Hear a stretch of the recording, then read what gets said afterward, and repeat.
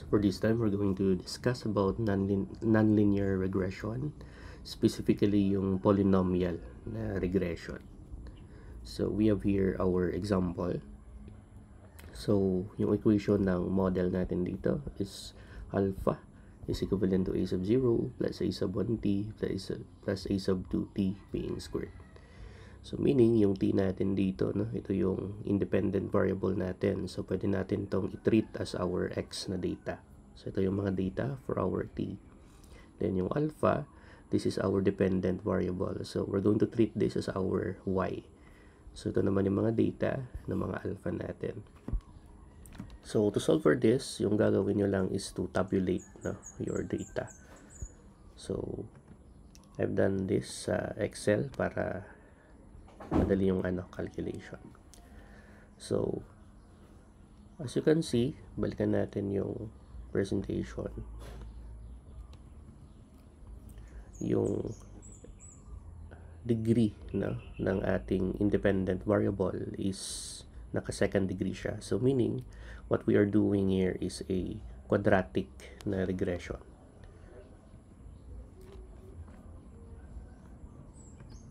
So, yung first na gagawin is that lahat ng x nyo na data, squared nyo muna. Okay? So, you can do this manually, no, sa calculator ninyo. Say, alpha squared lang. Then, mag-assign lang kayo ng value for your x. Say, 80. So, yan. Nakuha na yung 6,400.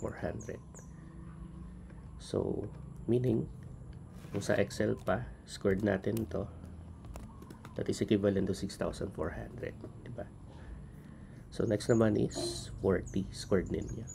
So assign tayo ulit ng value sa x. So we have 1,600. Check natin, drag ko na lang to. So we have 1,600. So the same procedure shall be taken to the remaining data ng x. So dito sa Excel, drag ko na lang para ma-simplify yung calculation. Yeah.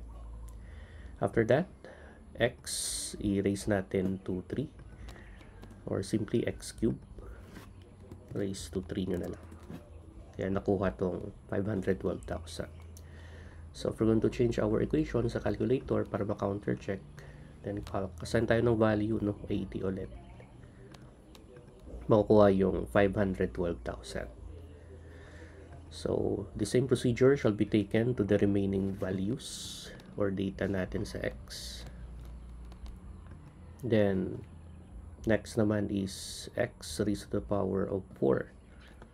So, change natin yung equation natin. Then, calculate natin ulit. So, dapat ito yung makuha nating value. 40,960,000. So, check natin dito sa Excel. Raised to the power of 4. So, ito na yung value. For the remaining na data, drag nyo na lang. Next naman is yung xy. So meaning, multiply lang natin yung x data tsaka y data. So for example, we have our 80 tsaka we have 6.47 times 10 to the power of negative 6. So yeah, dapat ito yung makuha nating data. So counter check natin. X times y. So, ito na ngayon, yung value. So, pwede rin natin itong ma-express, no, sa scientific notation para ma-countercheck kung similar ba siya sa calculator. Yeah, same lang naman. So, the same procedure shall be taken to the remaining data, no, for the product of our x tsaka y. So, drag ko na lang dito. Yeah. So after that, we have also x squared times y. So meaning, alpha x squared lang to, no, times yung y. Yeah. So calc lang natin. So our data is 80, tsaka yung y natin is 6.47 times 10 to the power of negative 6. So dapat ito yung makuha nating data. 0.041408. Counter check natin sa Excel. So 80 squared natin times yung y. Ito. So, the same procedure also shall be taken to the remaining na mga data. So, drag ko na lang. After that, total nyo lang lahat ng mga data ninyo per table. Delete ko muna ito. Add lang ako ng another na column. Total. Yan. So, add lang natin. So, ito na yung value. Then, same procedure also sa lahat or sa iba na na mga columns. So, just add everything to get your total.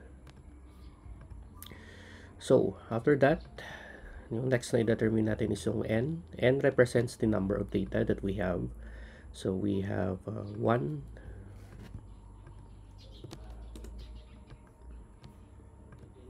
you have 1, 2, 3, 4, 5, 6, tsaka 7. So, we have 7 data all in all.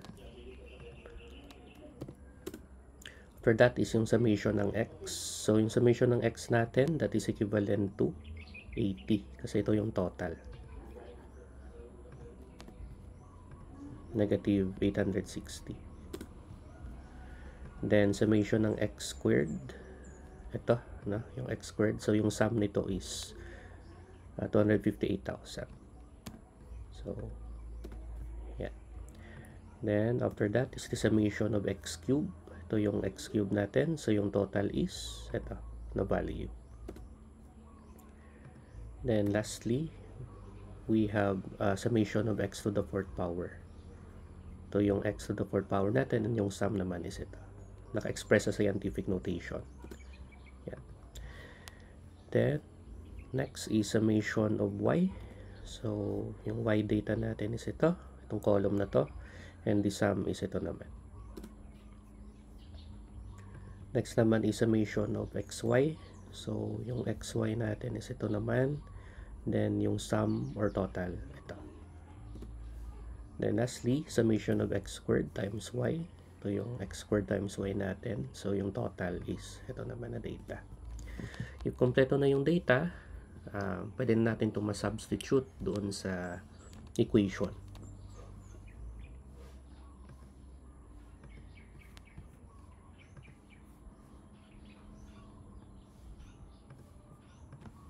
So, kung kompleto na yung mga data ninyo, next is we're going to substitute the values of each parameter doon sa derived na equation para sa quadratic na polynomial.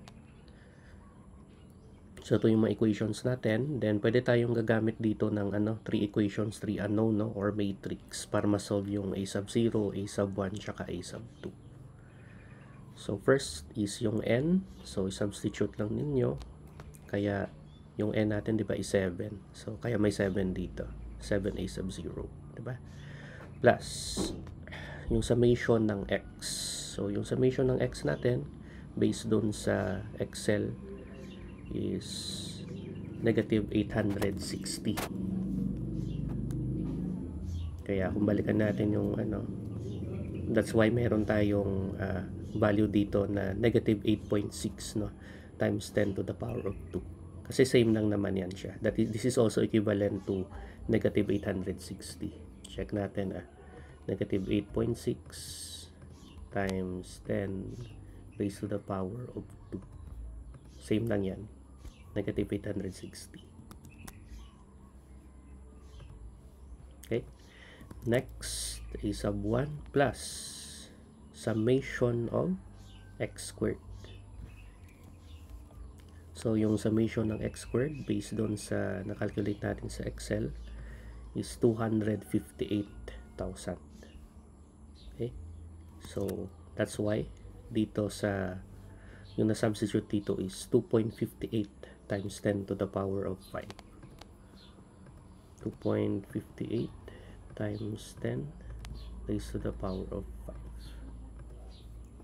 Yan, same lang sila. 258,000 pa rin. Ito. Okay? So, yan natin yung slides. Next is summation of y naman. So, ano ba yung summation of y? Based sa na-solve natin kanina, yung summation of y is 0.000336.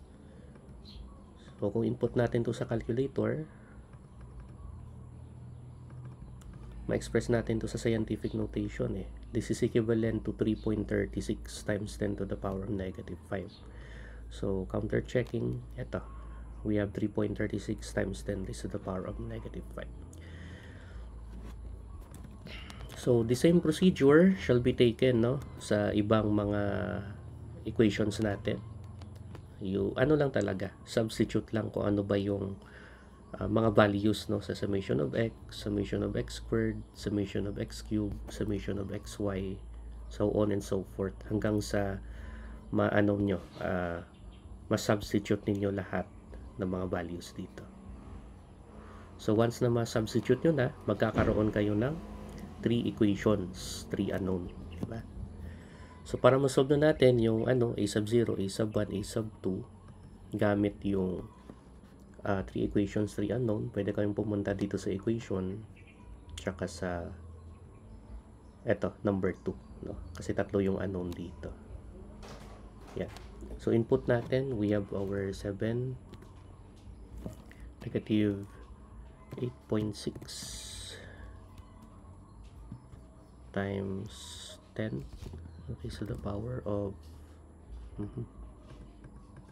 times 10 raised to the power of 2. Then we have 2.58 times 10 raised to the power of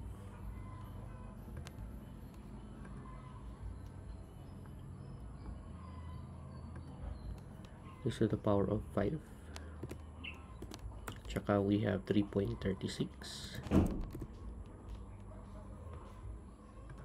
times 10 raised to the power of negative 5. Okay, next, sa second equation naman tayo. I-input natin yung mga coefficients. We have negative 8.6 times 10 raised to the power of 2. We have 2.58 times 10 raised to the power of 5. Then we have negative 7.0472 times 10 raised to the power of 7. May mali dito, doble ko siguro yung times 10 raised to the power of 7. Paki-change nyo na lang. Then we have negative 2.6978 times 10 raised to the power of negative 3. Ayan. Then we have also 2.58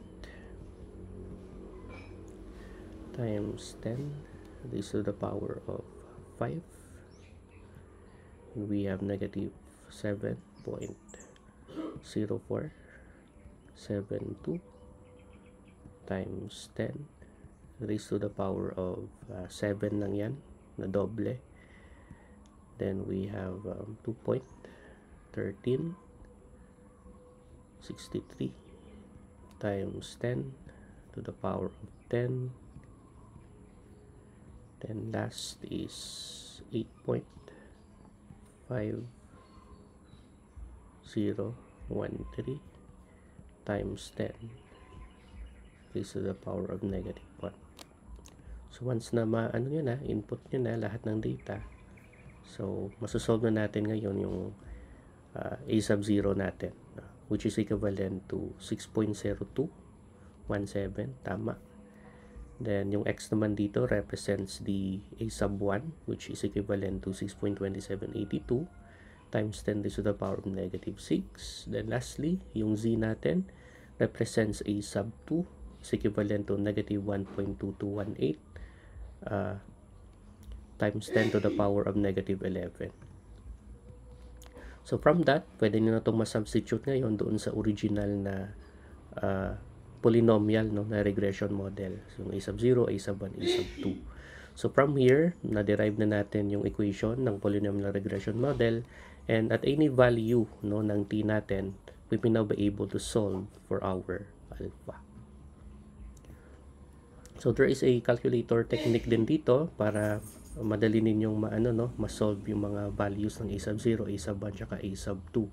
Punta lang kayo sa mode, then stat, then piliin nyo tong number 3, yung quadratic na model, yung may underscore plus cx squared.